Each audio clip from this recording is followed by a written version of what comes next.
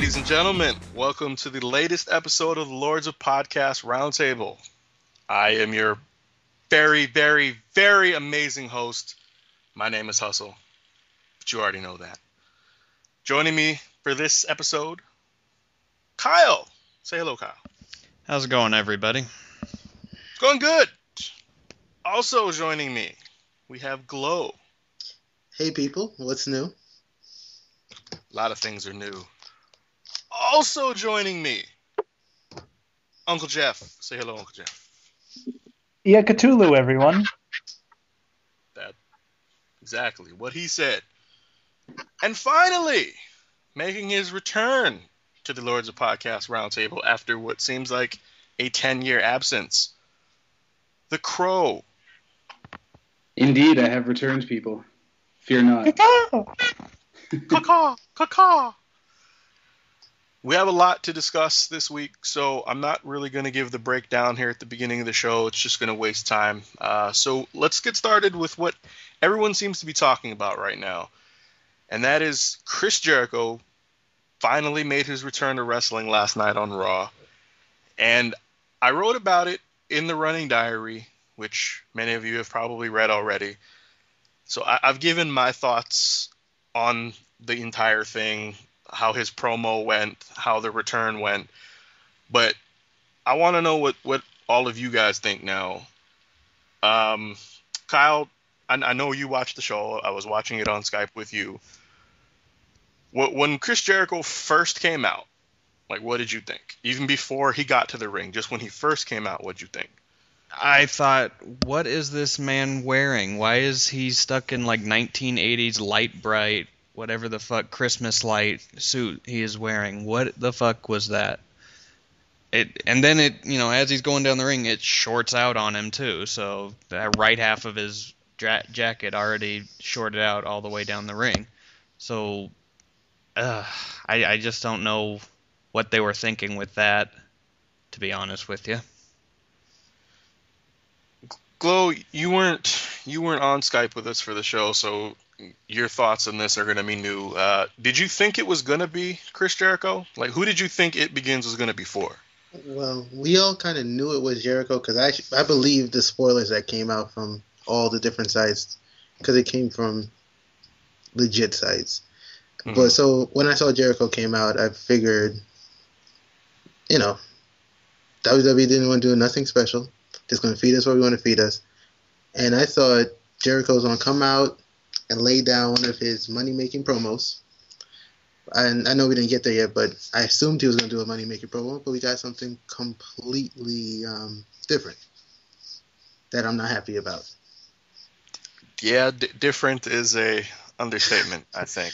It's, very, very different from what I expected. All right, well, let's move on a little bit. Jeff, once he got in the ring, and you could see the smiles on his face, and he was playing to the crowd, so it was a little different than what we've seen from him recently, with his angry faces, and, so that was already different. But when he wasn't talking, like, the longer that was dragging on, what was going through your head while you were watching that? Truthfully, I was just really confused, and I was actually thinking that he was, like, killing time and waiting for someone to come out and, like, interrupt him. Because every time he'd go to lift the microphone to his mouth, put it down, and come on, baby, and whoa, and go outside and high-five the fans, and it seemed like he was killing time, like he was waiting for something. So in my mind, I'm thinking, someone missed their cue, something has gone wrong, I don't understand what this is, and it was generally confusing to me. And if it was intentional, it was completely unamusing and unfunny and anything to me. I didn't care, it was infuriating to watch.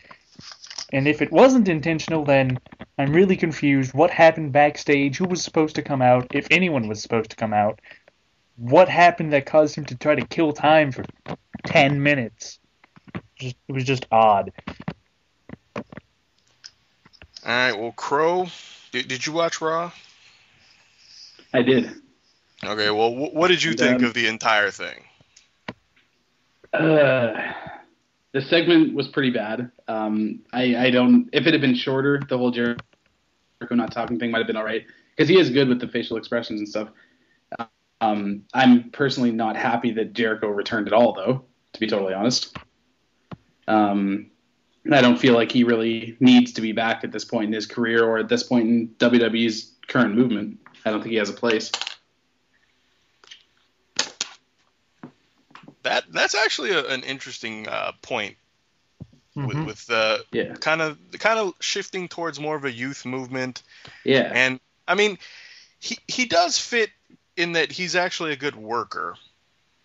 And the people that they seem to be pushing now and they want to put focus on are the better workers. So he can step in there with guys like Punk or Ziggler or, Cody Rhodes, whatever. He can step in there with them and put on good matches. But I got to agree with you that I'm not too happy that it was him in the first place. I've never been a huge Chris Jericho fan. I understand his skill level, and I understand the appeal that he has to a lot of people. But he's just not as big of a star in my eyes as some people like to make him out to be. Yeah, I mean, and don't get me wrong. I mean, I would love to see a main event feud with him and guys like Bryan and Ziggler and Cody Rhodes when he moves up. But I think there's other guys on the roster that could do it just as well without having just come steal the spotlight with a return like Jericho's doing right now. That's my beef with it. So, in my column, I pointed out obviously that I wasn't a fan of the entire thing. I'm not going to sit here and write off the entire return just yet. Obviously, it's all about the follow-up and what happens next week. Will Jericho show up next week? Will he not say anything again? Or will he come back and explain his actions? It's all about what they do from here. But as of right now, yeah, that was such a waste of time. And the build-up that we've had with these It Begins promos for the last 6 weeks. Oh my goodness. There's just been so much excitement on who it could be, and then that's what we got. So just for right now, with the build-up and what they've delivered, it's a complete failure, in my opinion. Mm-hmm. It could change. Next week at this very time, we could all be back here and saying, wow, they made up for it. Amazing job. Kudos to WWE, kudos to Chris Jericho. But just as of right now, man, what a disappointment. Like, that's all I can really say. Just disappointment. Yeah, and my biggest issue is that he didn't say anything and we didn't get an explanation. I would have been fine with Chris Jericho coming out with the Christmas light shirt and, being a face pandering to the crowd if he had explained that, hey, you know what, all those videos actually didn't mean anything, it's just me being Chris Jericho, haha, everyone laugh with me. But we didn't get that. We didn't get anything. We got literally nothing. And people are going online saying, oh, Jericho trolled us. All those videos mean nothing. It's like, no one knows anything. No one can claim to know anything because nothing was said. Nothing was clarified or explained. And that's what's driving me insane about this situation right now is we don't know anything. And I think it could have been 10 times better if they just said, like, 2 things. Just explain why Jericho was there. Explain if the videos had some meaning. Explain if Jericho was faking it, if there's someone else coming, something. But for Jericho to pick up the mic and put it down and just yell at the crowd did nothing for me. Maybe it changes next week. Maybe next week he'll say something. But for right now, don't care, not interested, not amused. Well, the other big problem I have with it was this is essentially the same thing we saw the last time he returned, right? I mean, video packages for a few weeks, and then all of a sudden he comes out and he smiles at the crowd a bit. Only this time it wasn't even as good because he didn't cut a promo at all. So it's just like WWE's rehashing the entire thing they did a couple years ago. Fair point. I'm kind of glad that you guys actually felt that way because that was pissing me off the whole time I was watching. And I tweeted about it, and LOP's Cold was saying that I was being stupid for actually complaining because I was saying how did they have a video with a little boy, a little girl talking about the apocalypse and all this type of stuff, and you have Chris Jericho coming out looking like he's a background dancer for like an old Elvis impersonator? Like, I was like, there's nothing screams apocalypse and all this other end of the world stuff like a glow in the dark jacket. So I'm like, what the hell is going on? Like, who's this woman? Is there going to be a woman? Is it just she, or is that? And he basically told me on Twitter, he was like, they just mean nothing. He was like, it's just Jericho being Jericho, and the promos just had no place. But he doesn't know that because he didn't say anything. That's the thing. And I agree, Jeff. Like, we don't know anything. But then let's say that's true, because I really don't know how they're going to follow up on it. Because even when we did say, okay, this may be Jericho, everybody was saying, how does these promos even link with Jericho? So let's say they really have nothing to do with anything. What was the point in having these promos come in if it had nothing to do with Jericho's character? I thought that maybe they're just saying now Jericho is a red herring at first. As I know Jeff mentioned that he was stalling for somebody. I was hoping that was going to be Brodus Clay's big like debut and just like destroy Jericho in the ring or something. But obviously that didn't happen. So they've been hyping that guy. Oh, I'm sorry, Hus. No, go ahead. I was just going to say, like, my point with the IWC and the people that liked the Jericho return, or the people that are excited about this, I think a lot of that has to do with the fact that they're Chris Jericho fans. Yeah, that's true.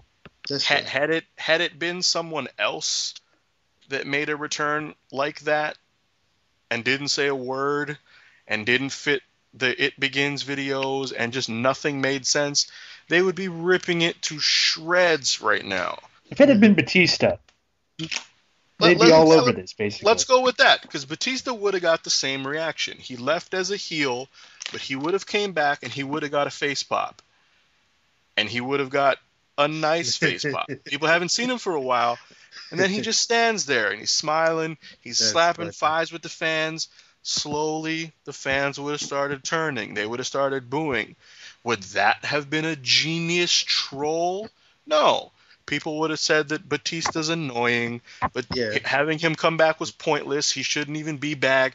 He's old. He's not entertaining. He can't wrestle. That's all you'd be hearing today. Indeed. It would have been funny seeing Batista do laps around the ring like Jericho, though, because he still can't run anywhere. Or wearing a light-up jacket. That would have been, been the best part.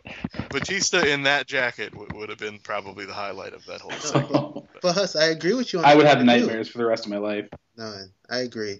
Because if it was anybody, I said if Triple H, when he made his return, did that, he would have got slammed. If it was Batista, he'd have got slammed. But since Jericho is an internet favorite and he's supposed to be this genius, they're like, oh, next week Jericho's going to, clean it up. I kind of hope that Jericho doesn't even make the show next week and they continue to troll. And then people are going to try to explain it. But he'll probably show up. He's going to cut some promo that doesn't mention anything about the other It Begin promos, and he's just going to most likely turn heel.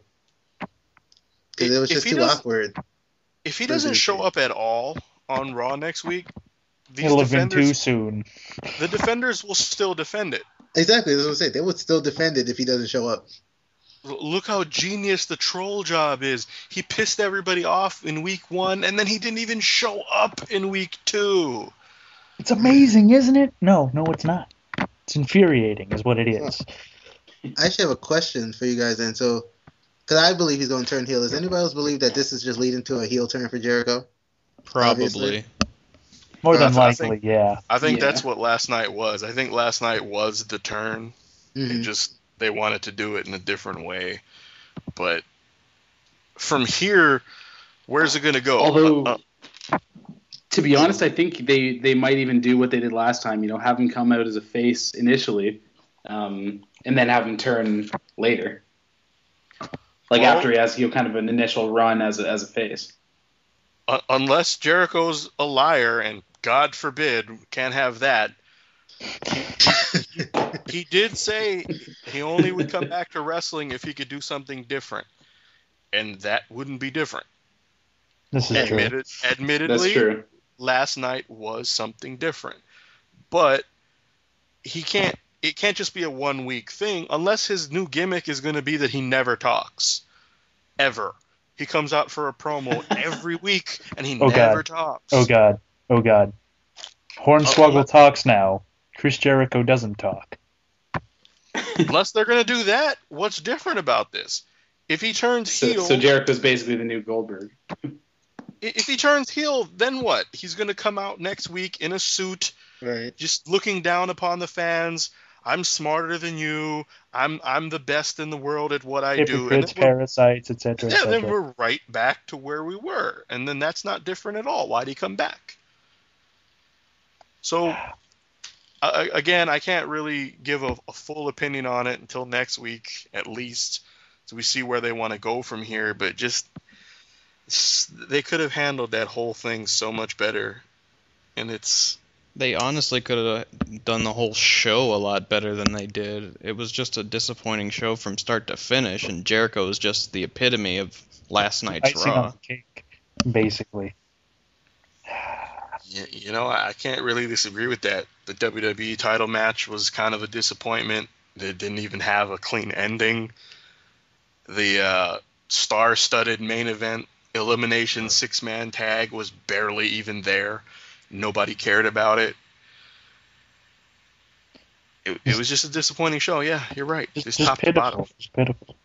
And going up against no Monday Night Football, that should have been like a great show. It should have gotten more viewers and tried to increase ratings, but it didn't.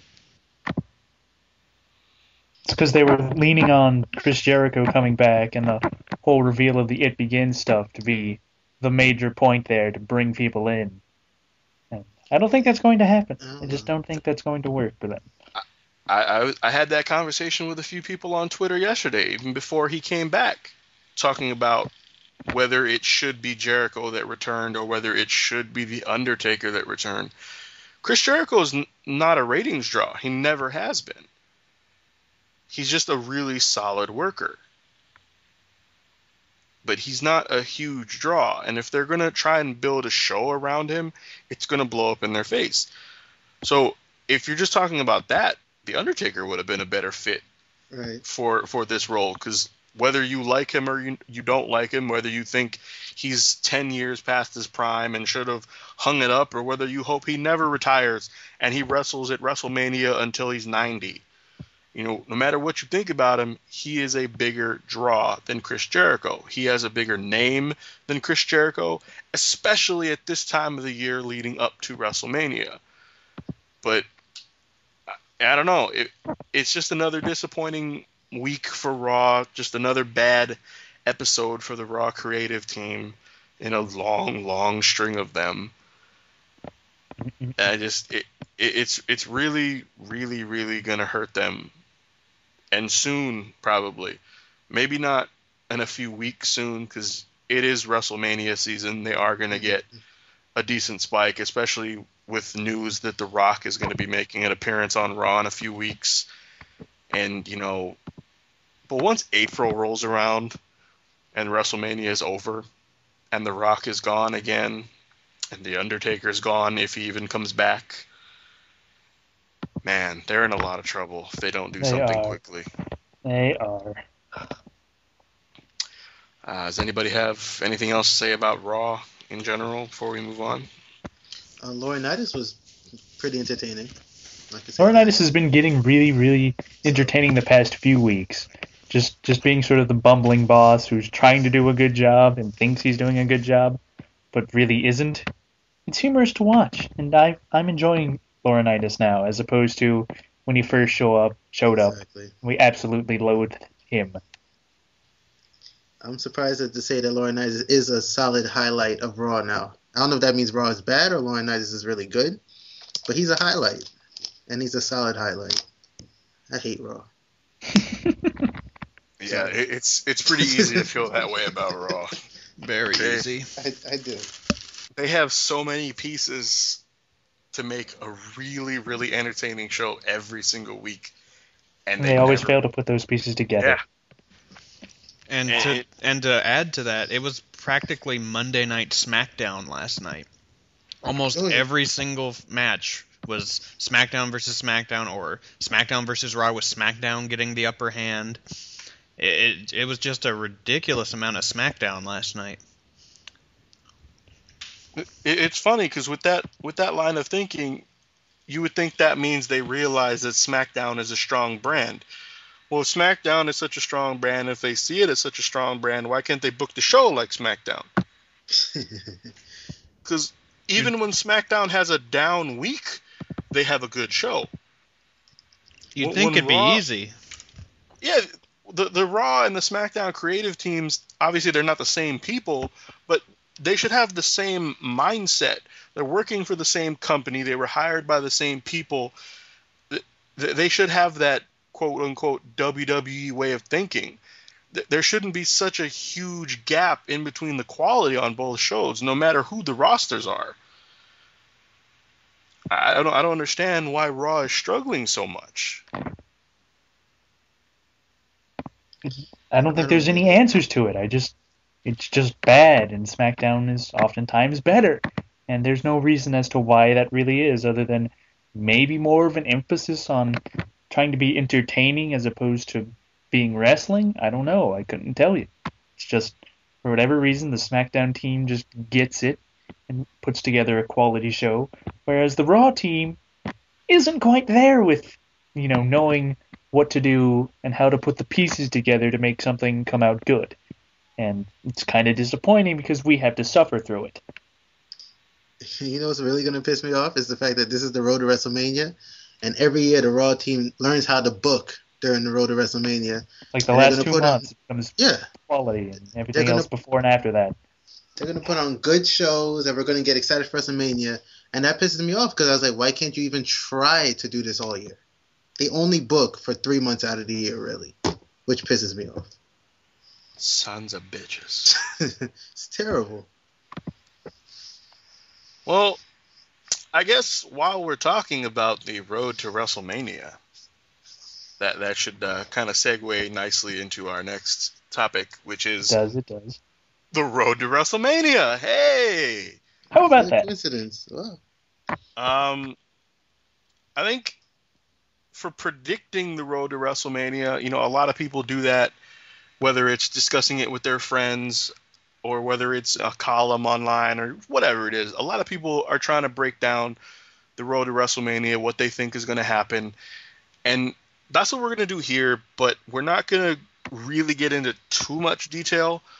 We're not going to give you every match at the Royal Rumble, every match at Elimination Chamber, every match at WrestleMania. We're not going to do all that because it's kind of difficult to do. And it would also take several hours, I'm sure, because we'd have arguments and all sorts of discussions would break out. But I think we should start with the Royal Rumble and what we know is happening already. We have the 30-man Royal Rumble. They've gone back from 40 to 30. Guess they felt that 40 was too much, or they're going to give more time to other matches, whatever. And we also have CM Punk defending the WWE title against Dolph Ziggler with John Laurinaitis as the special guest referee. So the first thing that jumps out about that is that it hurts a lot of people's Royal Rumble predictions, because we've mentioned it on the show before. I've mentioned it in my columns before. Dolph Ziggler was like a heavy favorite. A lot of people were leaning towards picking him to win the Rumble. But now, barring some sort of weird booking scenario where he loses to Punk earlier in the show and then Laurinaitis places him in the Rumble anyway, and then he wins that, barring something like that, it's not going to happen. But let's start. Go ahead. Didn't Kurt Angle do something like that at the Rumble? Like he lost his title match, and then he stole a Rumble spot from like Nunzio. I seem to remember that from like 06 or 05 or something like that. I wouldn't be surprised. I mean, it wouldn't shock me if they did something like that. But I guess just from what we have now, we'll have to see. But what do you guys think? Let's start with Glow. What do you think is going to be the world title match? Like, do you think Daniel Bryan's still going to be the champion at the Royal Rumble? And if so, who's he going to defend it against? So just what do you think? I think they're going to wrap up the Big Show Daniel Bryan thing around the Rumble Because I don't foresee anybody else being thrown into a title match with Daniel Bryan at that point. And they should be, at least I hope, because I hope they don't hold up to Elimination Chamber. They should be turning Big Show at the Rumble. Because, as you know, there's been like a slow burn, even though this past week on SmackDown, he kind of backed off of it. Previous weeks, he was kind of really showing the frustration, showing he was about to snap. But now this whole Daniel Bryan thinking he needs to save him or whatever, Big Show's kind of smiling through it. So I still feel like he's going to snap on him, and it'll be Big Show versus Daniel Bryan. Do I have to pick a winner right now, or can I just say that that's going to be the match? No. Okay. Just pick the match. I'll just pick the match. It's going to be Big Show and Daniel Bryan for the belt. As you know, the Rumble's a pay-per-view where you don't need to have big superstars holding the belts or challenging for the belts to carry the show, because the Rumble carries the show. And with Orton out, there's not really any huge superstar on SmackDown right now. So I see Daniel Bryan and Big Show to finish whatever it is that they are going on with right now at the Rumble. Kyle, do you agree with that? You think we're going to get a different matchup, or do you like Bryan and Show? The wild card in all this is Mark Henry's health. If Daniel Bryan beats the Big Show convincingly on SmackDown this Friday, I don't think there's any real reason to have Big Show challenge Daniel Bryan again. But it's really all dependent on the status of Mark Henry's foot and whether or not he's healthy enough to actually go in a singles match, because they've been hiding it a little with these tag matches that he's been in lately. And if he's healthy enough by the Rumble, I'm thinking it might actually be Daniel Bryan versus Mark Henry again. Because, if there's a definitive match, like a definitive win for either one of Daniel Bryan or Big Show, they're probably not going to fight again. See, the whole thing you said about like the wild card and all that, I think the actual wild card in this whole situation is Randy Orton. We did see reports that he is booked for WWE events, I think on the 17th, which would be a SmackDown taping. So if he's going to come back in time for the Rumble, could that change things? I mean, he could. Obviously, he's going to have to go after Wade Barrett if he returns. But before the injury angle even took place, that was one of the big rumors that he would have something special at the Rumble because it is in St. Louis. It's his hometown. So they were going to give him either the title match or he was going to win the Rumble. Just something to make the St. Louis fans happy, which is weird because, you know, it's kind of wrestling protocol to job or get your ass kicked in your hometown, but I guess they feel Orton is special. Whatever. But does anybody think that Orton could possibly be involved in the world title? I don't think so. I think he and Barrett are going to have like their final grudge match or something of that nature at the Rumble if he does come back by the Rumble. He can't ignore Barrett when he returns. It's almost like they just stalled out the feud for a few weeks to like cool it off, so that way when Orton and Barrett are fighting again on pay-per-view, it won't seem as old and stale, because they've been fighting like every week it seems on television and pay-per-view. So I think they're just trying to cool that off so that they don't like burn us out like they did with him and Christian. That could be. Crow, what do you think about the world title match at the Royal Rumble? World title match, I'm digging Bryan and Big Show because like was said before, you know, at the Rumble you don't really need a super huge name to be the champ there. As for the Orton Barrett thing, I don't see them having an actual match. I think it's rather going to be Barrett's going to be in the Rumble looking strong, and then Orton's going to come out if he returns and screw him out of the win. I think that's a good, it keeps it fresh somewhat, and it's a good way for Orton to make a surprise return. Yeah, I mean that works. Jeff, do you have anything different to throw in, or are you kind of falling in line with everybody with Bryan and Big Show or Henry? Actually, I'm going to combine those thoughts and make it a triple threat match. I'm honestly predicting this. Daniel Bryan versus the Big Show versus Mark Henry at the Royal Rumble. Barring, of course, Henry being healthy enough to do so.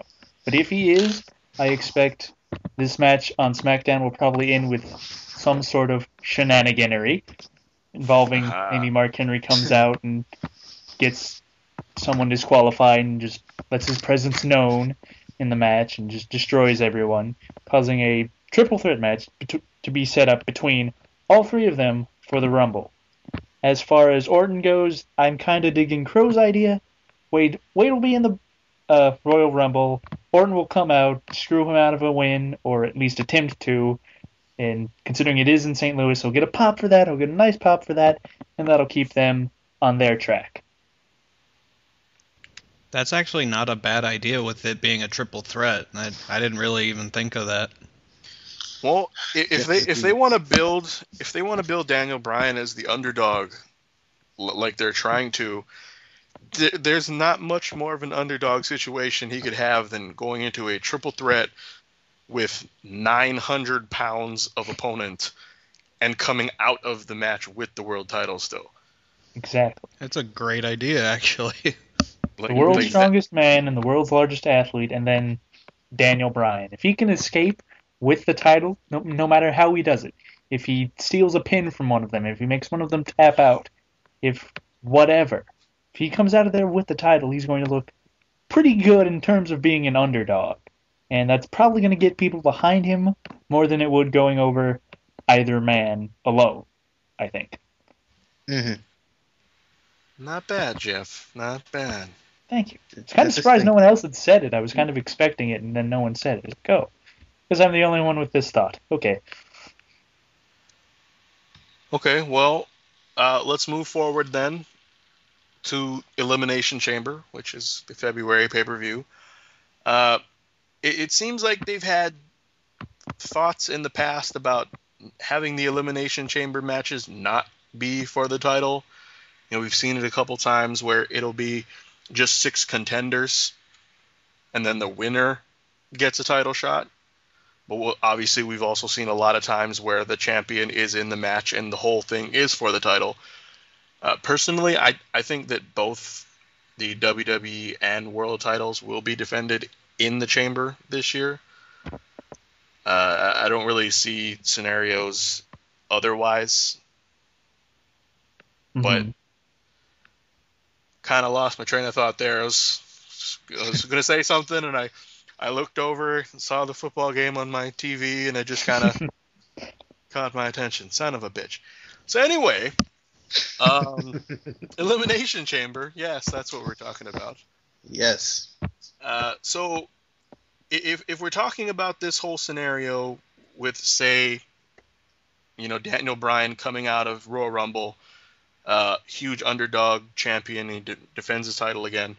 So it'll be Daniel Bryan at Elimination Chamber, and then we have 5 opponents.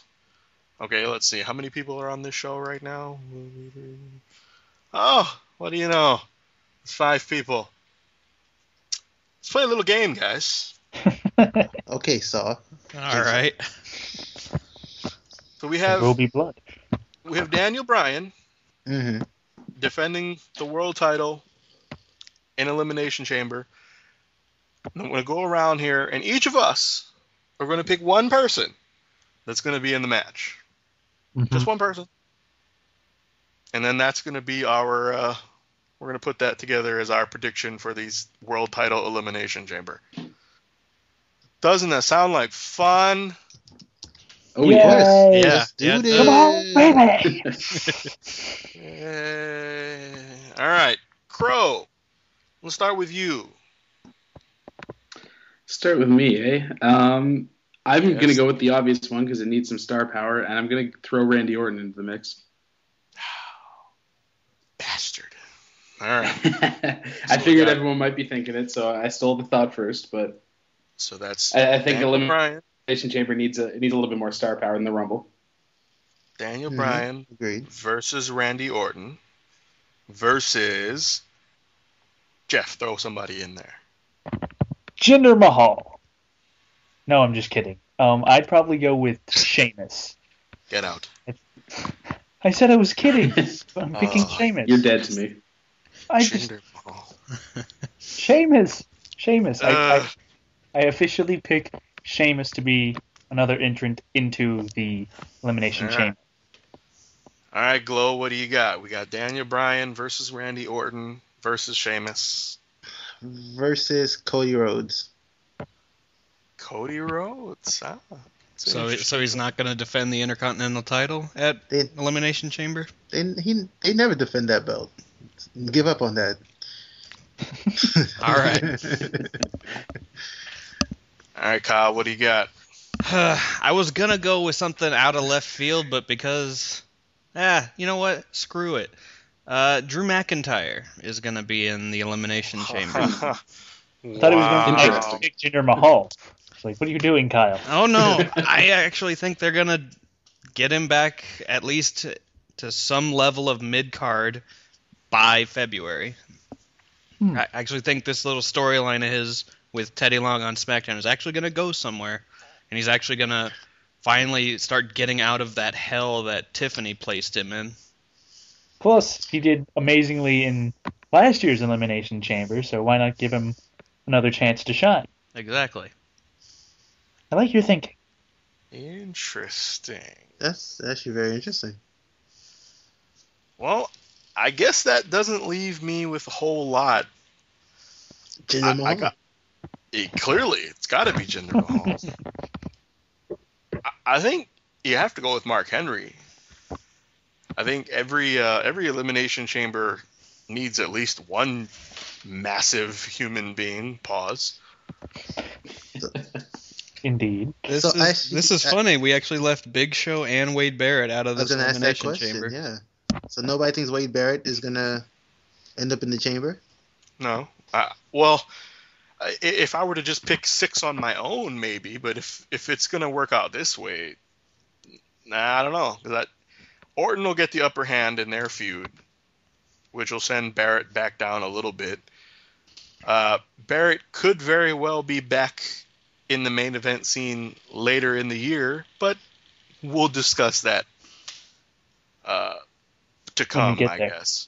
But yeah, I think that the Elimination Chambers need those, either the 7-foot tall guys or they need the 400 or 500 pounders to get in there and just add to the just effect of the whole thing. And if that's the placement of everybody that you guys have, you got to throw Mark Henry in there or Big Show. But I'm gonna give Henry the reward for having a better 2011.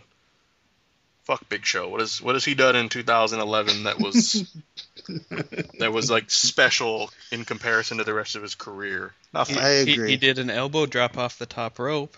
He held the title for like 3 minutes. Oh, that's terrible. It's terrible. Terrible. We're sorry. No, we're not. He did try, though. He tried. He's in a lot better shape now. He's been in better shape before. Yeah. He punches Otunga at least once a week. Okay, that's actually a good point right there. That's a legit point. That's what he's doing on Elimination Chamber. He's taking on Otunga. There you go. God. Make it happen. There you go. Actually, I think that might be true, though. Probably. Yeah. All right. Well, let's switch to Raw and let's switch to the WWE title. And just for shits and giggles, because we're trying to really avoid making Royal Rumble predictions, because we have a Royal Rumble prediction podcast to come. Yeah. So just for that, let's say CM Punk retains his title. That seems to be the, I don't want to say overwhelming choice, but that seems to be the general choice if you talk to people on the internet now, what they think is going to happen. They think that Punk will find a way to walk out of the Rumble with the title, and they think that Ziggler's time is coming, but just not yet. So we're going to play this game again, but we're going to say that Punk retains against Ziggler at the Rumble. So now Punk goes into Elimination Chamber as a WWE champion. So let's start again with Kyle. For this one, I I'm going to go with John Cena. I think he's actually going to be in the chamber for the title. He's mentioned it a couple times that he really wants to go after the title. I know he flip-flops on this from week to week, whether, I'm going to give up my title shot because Zack Ryder needs that U.S. title shot, or, no, I actually do want to go for the U.S. or the WWE title so that, me and Rock can be for WWE Championship. It differs from week to week, but I think Cena is going to qualify for the Elimination Chamber somehow, some way. Yeah, I'd say that's a pretty good choice. Glow, what do you think? I think I'm going to pick somebody out there, and I'm actually on Wikipedia trying to confirm if it's actually possible or not. And I don't know. This is live. I say Rey Mysterio is going to be in the Elimination Chamber. Whoa. Because comparing every Elimination Chamber that we always have, there's always one that has like the big guy, and there's always one that has like the small, exciting, flipping guy that could bounce off the cage and whatever. By Elimination Chamber, and according to what I'm looking at, he should be able to return to in-ring action by Elimination Chamber. It's a stretch. They may still hold him out, but I know they want Mysterio at WrestleMania, so if they want him at WrestleMania, he does kind of have to come back within the Elimination Chamber time to be booked for Mania. So I say Rey Mysterio is my pick for the Elimination Chamber. Mysterio's put on some amazing performances in chamber matches. Right. Mm-hmm. Like there's no denying that. He doesn't win them, but he has some really, really nice bumps in those matches. So, wow, that's actually not what I was expecting. I gotta admit, it's caught me off guard with that pick a little bit. All right, Jeff, we got CM Punk, John Cena, Rey Mysterio. Who you gonna add to the match? Jinder Mahal. Ah, makes sense. Actually, I'm gonna go with, I should say, R-Truth. The newly, seemingly, sort of, kind of, maybe a face, but not really because the fans aren't really reacting to him. Sort of face, R-Truth. Ah. Yes. And the champion is gonna get got. Whoa. That sounded kind of. Yeah. Was that an Elimination Chamber prediction from you? No, it was just dropping the R-Truth catchphrase in there. Nothing behind it, actually. Son of a bitch. All right, Crow, who are you going to add to the match? Well, we're pretty face heavy at this point. So I'm going to go a little bit out there, and I'm not going to predict that Jericho is going to make an Elimination Chamber return. Ooh. As much as that hurts me, given what I said about him, half an hour ago. Man, you guys really put me in Jericho a tough spot. would be my pick. Hustle's got one hell of a pick to make here. Who's he got? He's got Kane. He's got Ziggler's there. Kane. Miz. He could go with a lot of different people for this. No Miz. No Miz. Ricardo Rodriguez. Mason Alberto Ryan, Del Rio. Brodus Clay. Triple H. Fire Ant. Yeah, Raw was going to be a lot tougher to choose because there's actually a lot of people that can go into it. Zack Ryder. Yeah. And it doesn't help that two of you guys went on a limb to make your picks. So there's I have one spot to fill, and there's 4, quote, obvious choices. Right. Fuck. What makes it even more difficult is that, like Crow said, the match so far has been kind of face heavy. So I was leaning towards a heel anyway, and all the guys I have left are heel. So that doesn't help me. So sorry. Holy shit. I hate you all. God damn. Okay, just because I don't want to be a hypocrite, I don't want to say something for the SmackDown match and then completely go in the opposite direction for the Raw match. I have to go with Kane. The big man pick. He has to be that. Yeah, I can't say that SmackDown has to do it and then Raw just completely leave the big man out. So we'll put Kane in there. So that leaves out Dolph Ziggler. That leaves out Del Rio, who may or may not be healthy. Who knows his status? But who else? Man, no Dolph Ziggler. Ugh. No Jericho either, right? No, Crow picked Jericho. Glow, how do you not? Did you just not pay attention right then and there? Cole was breaking up when I was listening. I couldn't really hear everything he was saying. It was the accent, clearly. So A Canadian picked a Canadian too. Speaking of which, and I know we bounced over to the Raw one. My other reach for SmackDown, which I didn't say, I was like, what about Christian coming back and entering in the Elimination Chamber on that side? Another Canadian coming back. He does want one more match. Oh, Jesus Christ. That's all he's asking Not for. that shit again.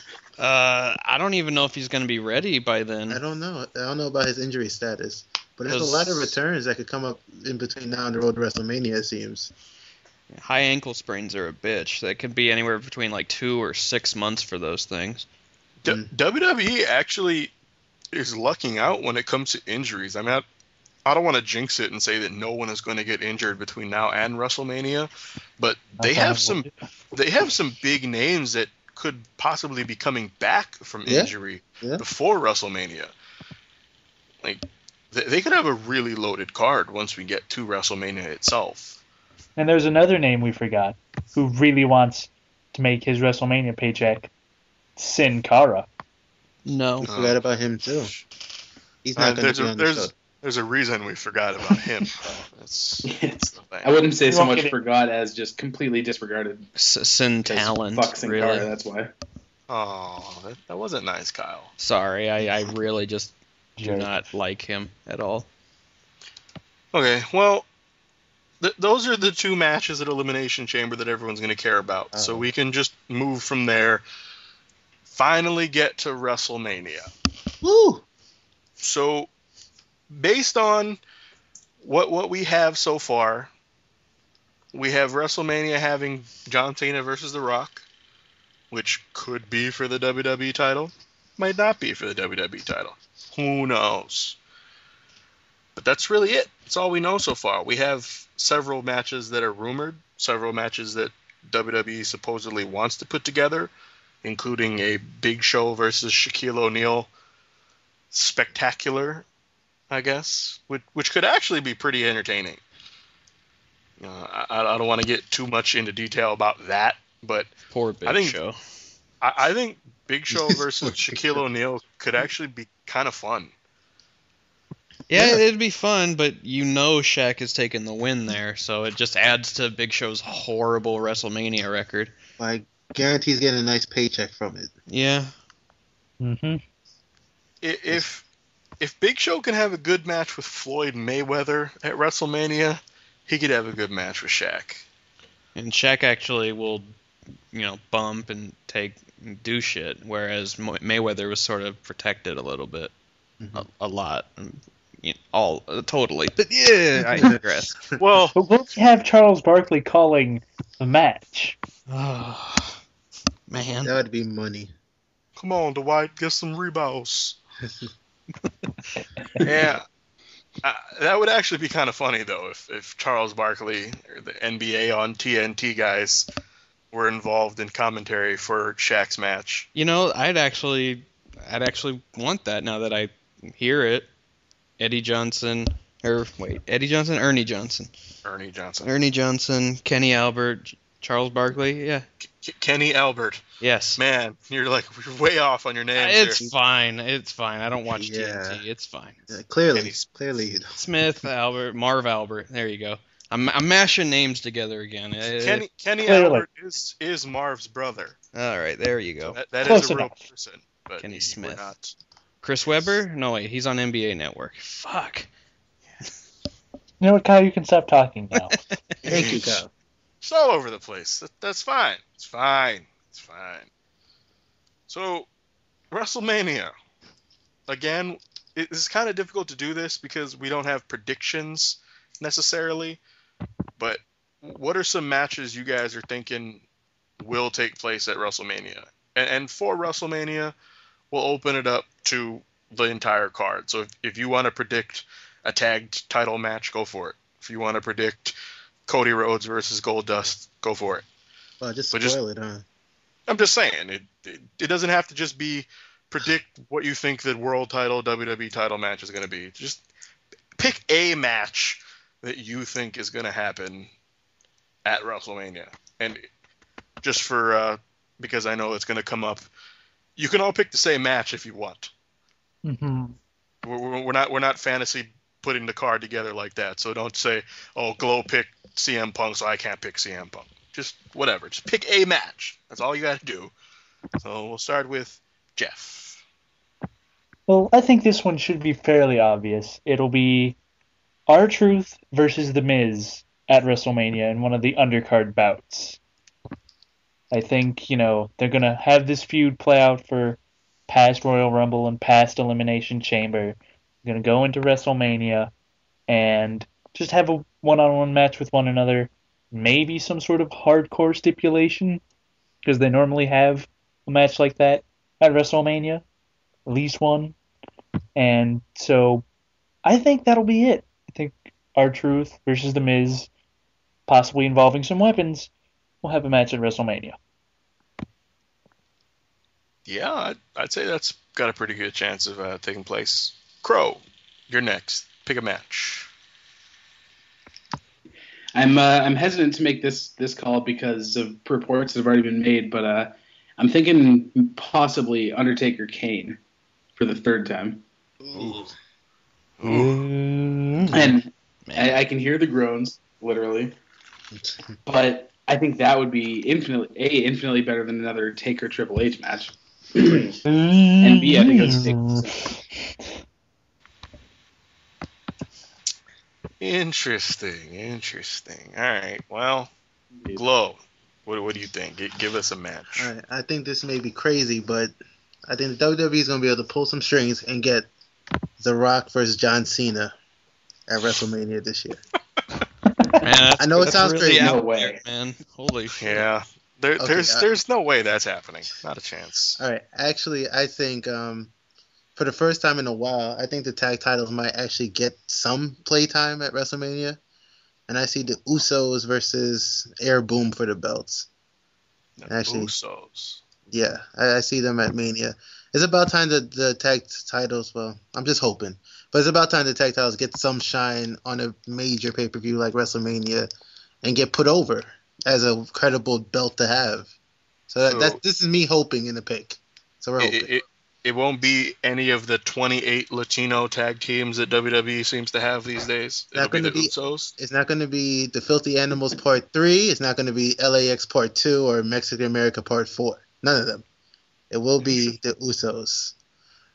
I think as compared to the Hunigo team and then the Primo team, the Usos are a more together team. Like they have their haka and they have all that other stuff. They give off a more of a team vibe. And that's what the tag team championship needs. It needs a team that feels like a team and not just cousins or not just friends thrown together, but a team. So that's why I picked them. Not bad. Kyle, what do you got for us here? So none of y'all want to pick the WWE or World Heavyweight title matches, huh? Y'all wanted to go with undercard. All right. Kyle, we were waiting on you to pick it. All right, I'll go with the World Heavyweight title match. I'm going to predict that it's going to be Sheamus versus Daniel Bryan at WrestleMania. Oh. Face versus face. I know that doesn't really sell a lot. I think it's going to be Sheamus and Daniel Bryan at WrestleMania for the World Heavyweight title. WWE felt bad for taking them off the last WrestleMania card. So they're going to make them swap places. 1 year later. Champion. 1 year later. They were going for the U.S. title 1 year ago. This year it's for all the marbles World Heavyweight title. In the main event. That would be quite the match, actually. Not bad. I like that.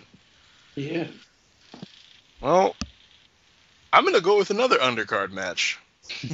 And it isn't even necessarily a match that they're even building towards yet, but I've been predicting this match for several months now, so I might as well stick with it. Got to be right eventually, right? I think we're going to get Beth Phoenix versus Natalya.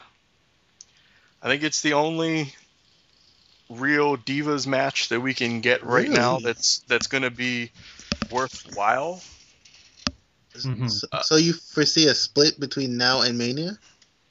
I think with Natalya losing a lot, Beth Phoenix That- is going to get fed up with it and be like, yeah, that's what it's going to be, and it'll turn Natalya face eventually because she's the weak link, and even though she's a great technical wrestler, especially for a diva, she is much smaller than Beth, so Beth will be bullying her around. I know, be a star, blah blah blah, whatever, but Beth can still bully her around and can still push her and call her the loser, and she's the weak link of the group, and eventually it will lead to a turn of some sort, maybe after a tag match where Natalya takes the fall and loses again. But I think part of that is just that I don't want to see Eve or Kelly. or Alicia Fox. Yeah, I don't want to see them wrestling at WrestleMania. I don't want to see one of those clusterfuck diva battle royals. I don't want to see a 6-woman or 8-woman or 10-woman tag. I don't want to see Snooki come back. I don't want any of that. As much as I love Layla, I don't think they have enough time to bring her back and give her a WrestleMania match. It could happen, but She'd have to return like next week. yeah, they're going to really need to bring her back soon. I mean, she hasn't even started wrestling and getting back with FCW yet. Bring her back, please. I want her to come back, definitely. I don't think it's going to lead to a Divas title match at WrestleMania yet. But I guess we'll have to see about that. So it is kind of funny, though, like Kyle said, that we all kind of went with undercard matches. Which are the hardest ones to predict. That's fine, though. I think we assumed that everybody else was going to pick like title matches, so we picked undercard. It was very weird, right? And then on top of that, there were no duplicate matches. There were no duplicate wrestlers. So we pretty much just put together a WrestleMania card just now. Fantasy booking. Awesome. So I have a question for the panel though. If anybody could guess, who would be besides Shaq to be your guest for like a outside of appearance or like a singer or something? Because they always have at least like 2 celebrities. So to do whatever. Just a celebrity in general, Yeah, or a like celebrity that's going to wrestle? No, just celebrity in general. Even if it's just like how they had Snoop Dogg host something, or they had whatever, or CeeLo performing at SummerSlam. But you foresee what's the next celebrity that WWE is going to reach out for whatever reason? If they're going to bring back Shaq, they might as well bring back William Shatner, another successful guest host. Bring back Hugh Jackman. Jonah Hill. Oh, That one still hurts. Brodus Clay. Oh, boo. Bob Barker. Bob Barker. Bob Barker wouldn't be bad. That would be. Does he have a retirement home in Miami? Oh, that's not nice. It is Miami. Is that too low? I'm sorry, that was a little low. I apologize. If I had to actually pick one, I'd probably go either Return of Hugh Jackman or the Return of Snoop Dogg. If I had to bring it down to 2 people, I don't know who it would be, but it would probably be Snoop Dogg, because anytime the WWE needs a celebrity, they call up Snoop Dogg. Exactly. He's their go-to. All right, I'm gonna go in a different direction then. Mm-hmm. I'm gonna go with somebody that isn't even actually gonna be a part of the show itself. I'm just gonna predict who's gonna sing "America the Beautiful." Okay. How about that? That's fine. I'm gonna go with Gloria Estefan. She's still alive. 2 reasons. 1, she's worked with the WWE before. She's sang before pay-per-views before. 2, they are in Miami. She is a very famous Miami resident, is a part owner of the Dolphins. There you go. Sorry, Jeff. Couldn't think of the name of the team. She's a pretty big Miami resident, and if they're gonna have the show down there, I think it'd be good to reach out to somebody that's big in that area. Yeah. As long as they don't bring out Pitbull to do America the Beautiful. Oh god. or Flo Rida. To do anything. That's what it'll be. It'll be Pitbull, Flo Rida, and David Guetta doing a dance version of America the Beautiful. I hate you, Hustle. I hate you. That hurts my feelings. People don't even know who half those people are. This is Hey, true. you're Canadian. What do you know? What they should do, Hey, they should invite LeBron to be in John Cena's corner and just cement this heel turn someplace. Well, is the season gonna be over? Yeah, it don't need to be. Doesn't matter. It's WrestleMania. It's WrestleMania. Yeah, It's the I'm sure granddaddy of them all. I'm sure the NBA would be fine with that. Oh, you got a WrestleMania appearance? Yeah, sure. Skip the game. It's That's their fine. granddaddy. That's You don't fine. pay Just attention. skip. If the lockout had if they had just canceled the season, yeah, LeBron James would probably been a good pick. I think so. I know damn well you didn't just throw out a "you don't pay attention" glow. You don't pay attention, man. It's the I know. granddaddy. I know damn well you didn't throw that out. At least I know that the WrestleMania is the granddaddy of all events. Bullshit. Starcade. Great American Bash. Whatever. Starcade. Starcade. Vader. Final battle. R.I.P. WCW. Terrible. Just to let everyone know, the Heat will be in Boston on Sunday, April 1st, the day of WrestleMania. Damn it. What time is that game though? Okay, all right. 3:30 p.m. So he realistically could play in Boston. They would have enough time to take a private jet and fly him down after the game. And LeBron does a leg drop. NWO heel turn. He cost John Cena the match against The Rock. Wait, would that be a heel turn or a face turn? I don't know. That would be a face turn, especially in Miami. Cost The Rock the match, leg drops him. Dwayne Wade and Chris Bosh come out. Cut the NWO promo. Oh God. Pat Riley comes out. He's the new owner of the company. This is just turning out badly. I don't know. I like this, Kyle. I don't know what you're talking about. I enjoy this idea. I'm sorry. Let's do it. Okay, well, let's move on before we discuss LeBron James for any longer and I fucking snap and kill somebody.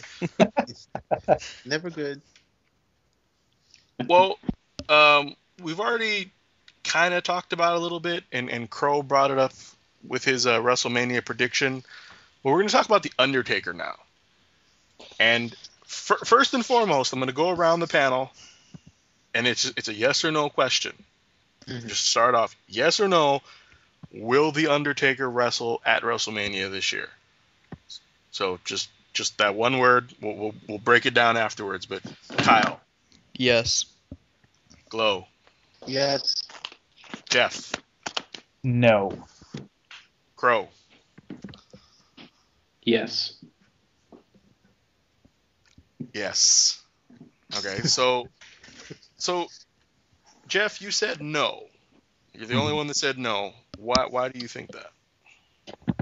Well, first off, we have Rock Cena, which is going to be the major draw to the show, and I personally think the WWE views that as we don't necessarily need to put too much else onto the show because we already have this huge, fantastic, amazing draw in Rock Cena.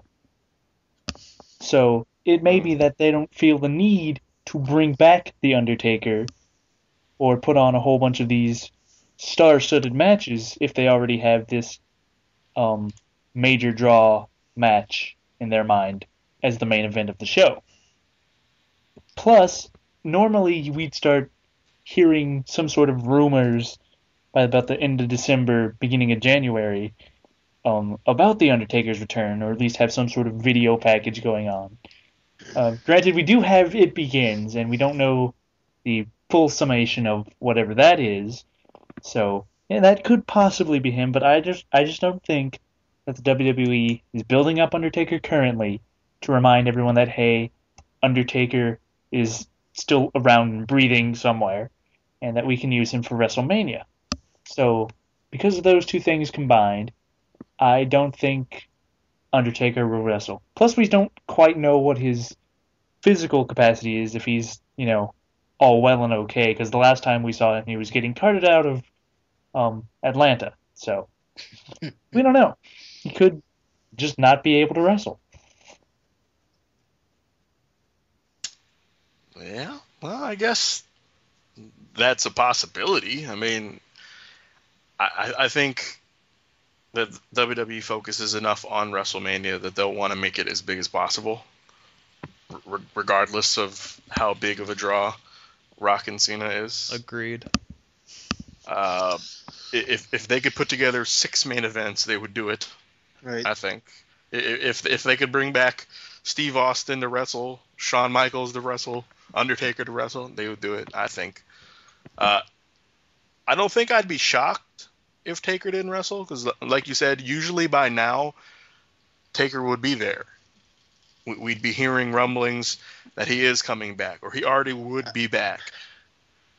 But if It Begins isn't going to be the Undertaker, then it'll basically have been too late to start ushering him back in.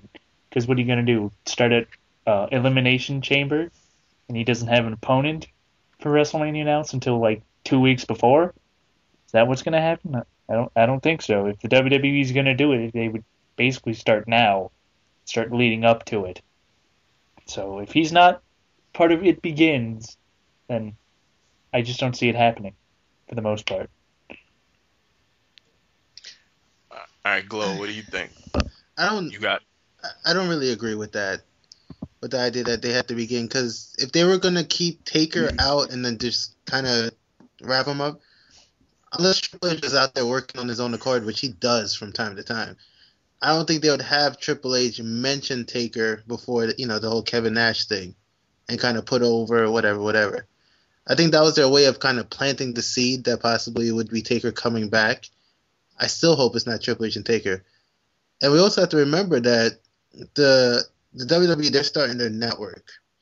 And everywhere I read on all these different sites, one of the big things about this network is that they don't know if it's going to destroy the whole pay-per-view model. Are they going to have all of them there? Are they just going to have WrestleMania as a pay-per-view and keep the other ones there? Are they going to bring WrestleMania over as a big selling point? If they are trying to bring WrestleMania over as a big selling point for this network, this upcoming WrestleMania, they could fully load it and say this is how WrestleManias are gonna look, even though that's not true. But they could load it, and then when they start promoting the network, saying remember last year's WrestleMania, blah blah blah blah, because you always at the end of the day you have to remember this still is a business. So if they have a big selling point like that and put on this huge card, it would make their network look good if that was the direction that they're going. And I actually kind of feel, because I know they've been saying that the pay-per-view model is dying, I kind of feel like they are going to go in that way. So them overloading this Mania wouldn't be surprising to me. So I'm looking at it from both point of views. From storyline point of view, that Triple H wouldn't really bring him up if there wasn't any chance of Taker coming back. And business point of view, that they're going to the new network and they do need some fully loaded cards to sell this upcoming network with their future pay-per-view plans. Mm-hmm. I guess that would be kind of an interesting wild card. We don't really know what they want to do, what they're going to do with the network. Yeah, I think the whole moving pay-per-views to the network thing, I mean, I don't want to get too far off topic, but since it's been brought up, I don't think they're ever going to officially leave pay-per-view because there's going to be too much of an audience that has no access to the network. And by that, it's nothing they can do about it. Like, if your cable provider doesn't give you the WWE network, there's nothing you can do about it. So I think there's going to be too many people out there that don't get the network. So having your pay-per-view still available could work because there's always going to be people that want to order it. Mm-hmm. I mean, I've already heard from people that have actually talked to their cable provider. They've already had phone conversations with people about it and have heard that there's no plans to bring the WWE network on, but that could change between now and then. So I have no idea how many people or how many homes WWE wants to reach on launch day, but it doesn't sound like it's going to be a whole lot. I mean, personally, I don't know about you guys, but I have Time Warner as my cable provider, and I haven't heard anything from Time Warner that they're going to bring it on. So if WWE moves all their pay-per-views to the network and I have no access to the network, then that kind of fucks me over, doesn't it? Like, wouldn't it just make Wouldn't it make more sense to leave both options out there? If you have the network, go ahead, watch it on the network. But if you don't, pay-per-view, it's still there for you. And then, of course, there's everyone else who will just stream it online or download it after the fact. So everyone can still have access to all the shows. That's just what I think. But Undertaker, God, losing my train of thought again. Yeah, how do you feel about it? Do you think the Taker's going to be there? Do you think not? I know you said yes, but how would you defend that? Yeah, he's coming back. I fail to believe that with them mentioning it on television, with the whole Triple H talking about how he ended the streak, even though that's still one of the most ridiculous lines ever.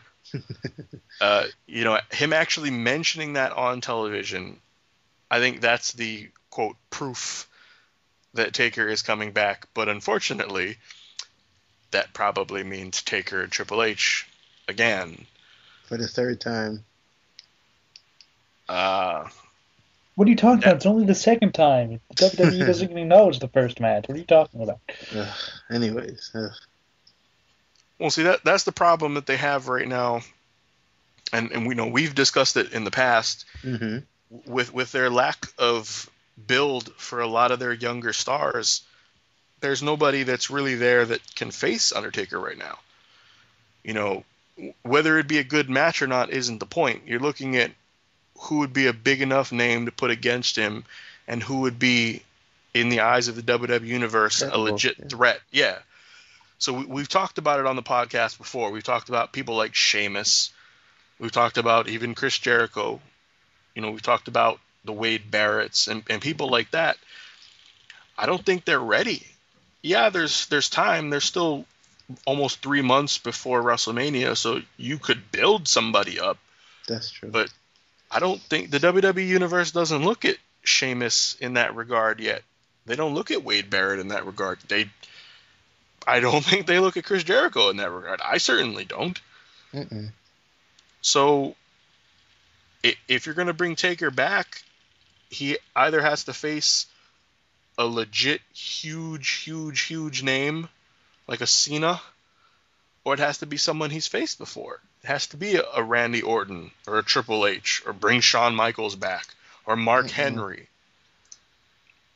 Like that's the fault of the WWE writers. Like, they don't have younger talent that's built up to that level that could work. And you know, Crow mentioned it earlier, Undertaker versus Kane. Kane, in the eyes of some, could be viewed as legit, especially if he comes back now as a badass heel like this. But we've already seen Undertaker and Kane, so even that isn't new. But yeah, that's just me kind of rambling again. Any other discussion about The Undertaker at WrestleMania? Anybody want to make a prediction of who he'll face, or anybody have anything to say? Well, the thing about Undertaker is we don't know if he's going to go 20-0 or 19-1. If he's going to go 19-1, I say let Sheamus do it. Let Sheamus get the win. Nobody else really would benefit long term, like Triple H or Shawn Michaels again. There's no point to that. Mark Henry and Kane, I just don't see that either. And Jericho's not a threat. Really, he isn't. I still don't believe that Jericho's a legit threat at even like CM Punk right now, let alone The Undertaker. So out of all the possible opponents that we could have talked about so far, Sheamus could probably use beating The Undertaker at WrestleMania to propel his career to just heights that we don't know about yet. Wade Barrett could do it, but I just don't see Wade Barrett, being able to take on Undertaker, especially with his finishers. Like Sheamus, that power on power, we've seen it at least half a dozen times with Undertaker, where he faces a big, power brawly wrestler at WrestleMania, and it's been kind of crappy.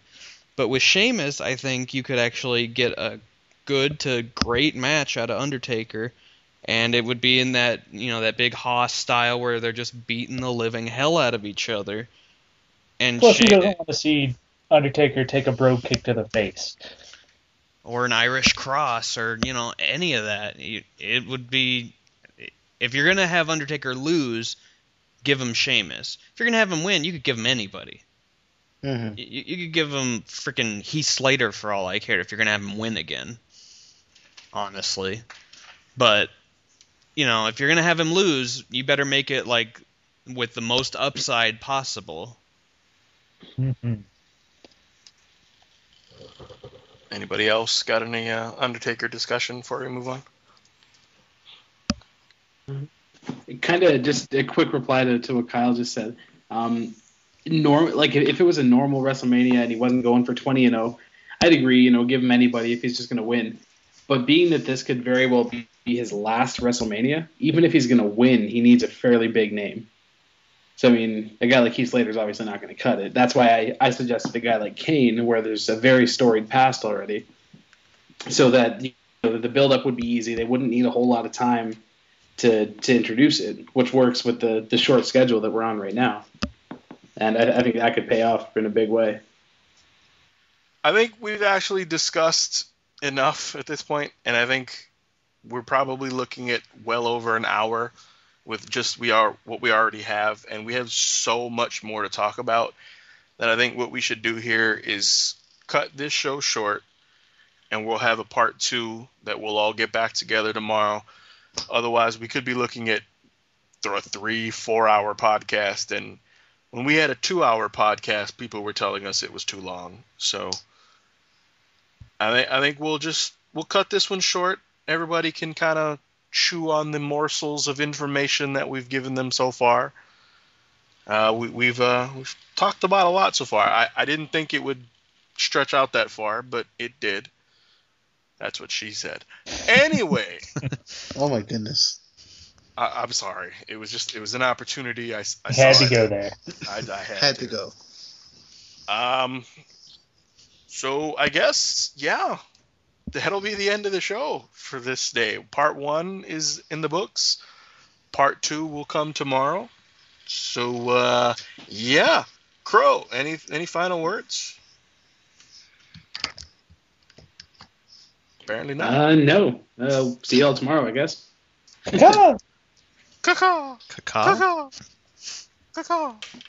Jeff, any final words? Cthulhu Fatagan, everyone. Caw-caw. Caw-caw. Glow, any final words? It was fun tonight. Good night, everybody. It was. We actually didn't just agree with everything. I agree that we didn't just agree on everything. I agree too. God damn it. I agree with Jeff. Kyle, any final words? Who's going to SmackDown? Tune in tomorrow and find out. All right, everybody. That's going to wrap up part 1 of our year in preview show.